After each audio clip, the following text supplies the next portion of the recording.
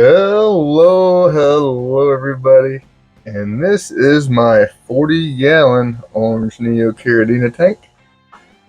We redid this tank in the spring, and I've worked on it a couple times since then over the summer, but I'm going to do a major revamping on this today, and that's what we're going to talk about today is moss and orange Neos and getting this tank looking better. I've been fighting algae issues in most of my tanks here lately, and I'm starting to get it under control, and this tank was one of the worst. This whole tank was like almost half algae at one point.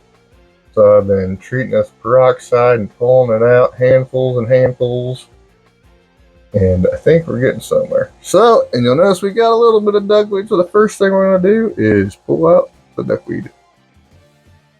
So since this tank isn't completely infested with duckweed, I like to just use a net. So we're going to get the duckweed out like that. Alright, so we got the duckweed. The next thing we're going to do is pull out the moss and separate the algae and the moss with algae from the nice clean moss. That's the goal with this next step. Well, we got a whole bunch of moss, and look at all them little baby shrimp I gotta sort through. I tried not to get any in there. And then here is the trash moss. But let me tell you, this tank, this might be the most shrimp I've ever seen in my life breed out in a 40-gallon tank. Let me show you. Look at these shrimp. I mean, I didn't add any shrimp here. This is all just with how they've naturally bred out. So you can see here when you get a whole bunch of shrimp being born real fast, like what has happened in this tank. Man, what a baby explosion. That means you need to go through and sort them out. And with this line in particular, what we're going to be looking for is greenish looking ones that are kind of like that, and red ones that are like that. Those are the things that these guys throw that you want to get out. So first, I'm going to pick out everything I can just from how they are without baiting them out. And then after I get all the ones that I can possibly get, then we'll bait them out and get even more bad ones out. Well, I feel like I've got most of the ugly ones that I could easily find. A few little ones I probably missed, like that one there.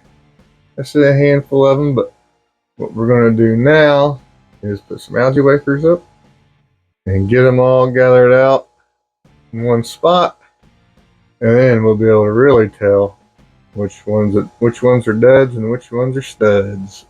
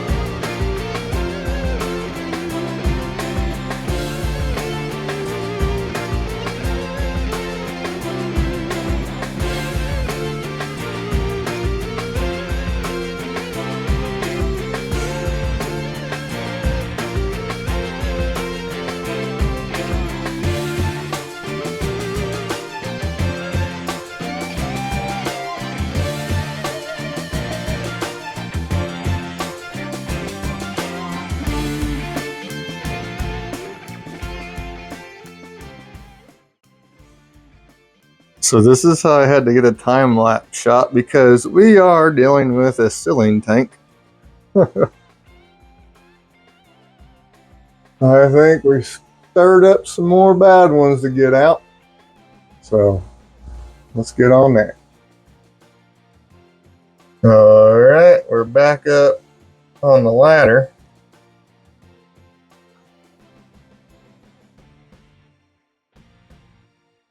Pretty good. Pretty good. Look at that. I see a few bad ones in there that we'll never get them all, but we can get a lot of them.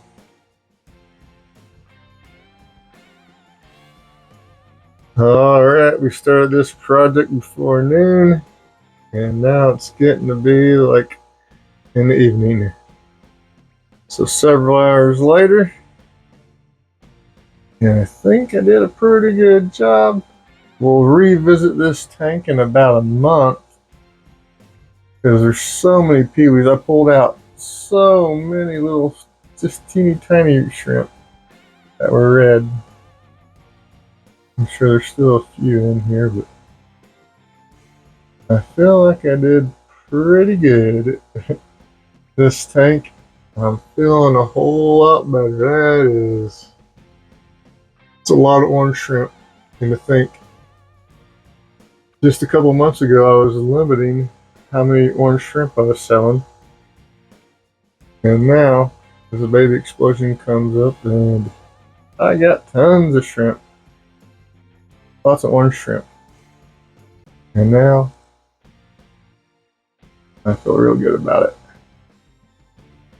All those things we pulled out, there's tons of them in there. But considering how many are in the tank, it's really not a very big percentage. So thank you guys for watching. Bye.